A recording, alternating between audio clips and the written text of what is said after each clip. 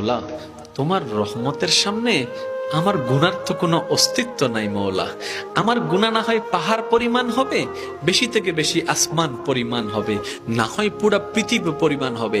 তোমার রহমত তো অগণিত, তোমার রহমত তো অসীম, তোমার রহমত তো আনলিমিটেড। এবার রব্বে করিম বলে, তাহলে ঘাবড়াস কেন, তাহলে মন ছোট করস কেন? আরে গুনাহ করেছো তো করেছো, কি হয়েছে? একবার তো তওবার মাধ্যমে আমি রবের দরবারে ফিরে আই। মৌলা, ফিরে আসতে পারবো তো? দরজা কি খোলা আছে? রব্বে করিম বলে, মরণের আগ পর্যন্ত, কিয়ামতের আগ পর্যন্ত, সূর্য পশ্চিম আকাশে ওঠার আগ পর্যন্ত দরজা খোলা আছে, দরজা খোলা আছে, দরজা খোলা আছে। এবার বান্দা বলে, মৌলা 24টা ঘন্টার কোন টাইমে আসলে সেই দরজা খোলা পাবো?